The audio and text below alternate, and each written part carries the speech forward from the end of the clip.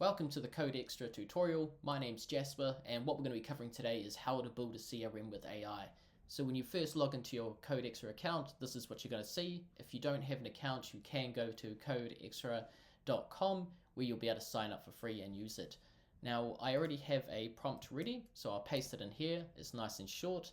So we have, please build a complete CRM web application for managing leads, contacts, companies, and deals.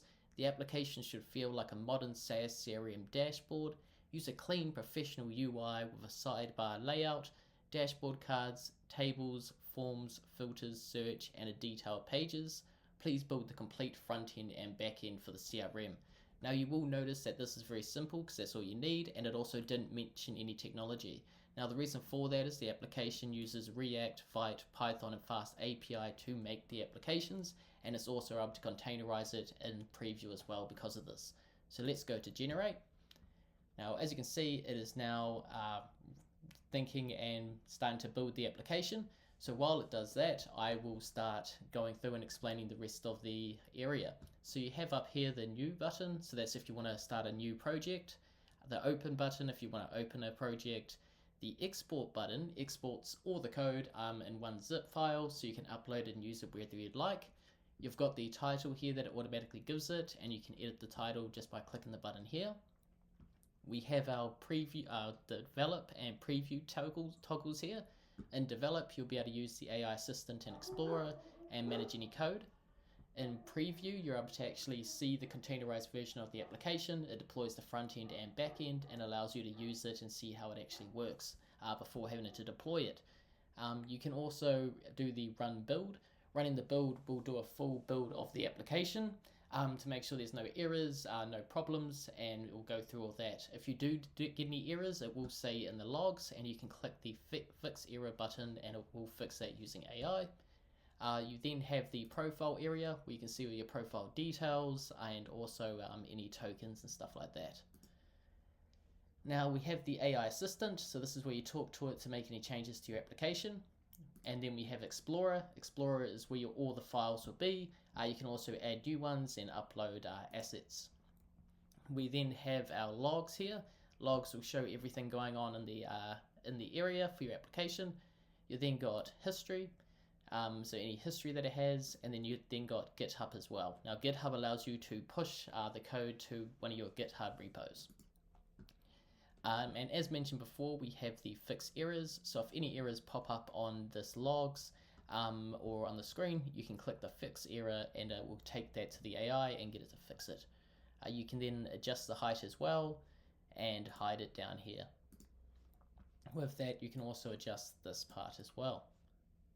Now it does take a little bit of time for the code generation, but it is designing out all the different files and everything it needs to actually build the application, so it can take a little bit of time. You will also notice that you've got tokens down here that it will calculate and for your usage, so you know how many tokens you are using and have left. Now we're just going to wait a little bit longer for the code to be generated.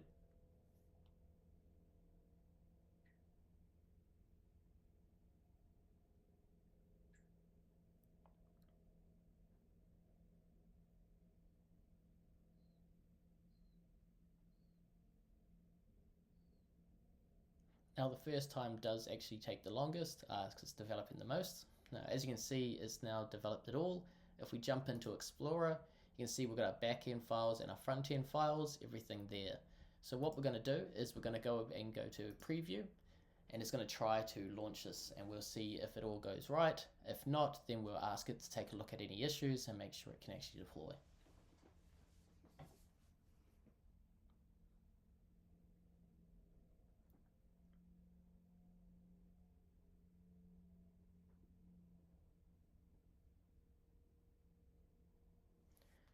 Great. So we've got a start. It looks like it's having trouble with the database, which happens, so we can get it to fix that error. But it does have the start of all the details that we need. So let's jump out of preview, and we're going to say, good work. Please review the backend code. Currently getting errors and and can't load data. And then hopefully it will go in there and then start making those changes for us. Now I will come into back to the preview mode and I'll spin it back up. Now it will take a lot quicker to do it again because it's already done it before. Now what you're going to see here in the top corner is AI editing. So AI editing allows us to actually select specific elements or areas within the application when in preview, and then you can ask it to make changes. So you can type in here to apply specific changes and then get the AI to do it. So you don't actually have to leave the preview area, and it makes it really easy to do sort of quick edits on the fly. So if we go back to develop, we can see what's going on. Still generating the code, but we'll take a look at what we do have. So we've got our main code here for, let's say, Python. We also got our .env examples, our front-end code here as well. So everything's looking good. Ooh, so it looks like it's done some work. So let's jump back in and see if it worked. There we go. So now that it fixed up the back end, it's now pulling everything through properly. So as you can see, we've got the CRM dashboard with a whole bunch of our leads, contacts, companies, pipeline. We got lead data, and we can see the information here and edit it. So as you can see, it's built out our complete CRM just like that. Now, obviously, you'd be able to update it from here, either in the develop area or the AI preview area to do it. And then once you're happy, from there you can either export it and upload it somewhere to host, such as AWS on a server, or you can push it to GitHub as well to be able to deploy anywhere you need. And just like that, it takes, let's say, 10 minutes and you've built your own CRM for yourself. Thanks for watching the video, and if you have any questions, don't hesitate to reach out. You can at the contact page or support areas on our website. Thanks again for watching.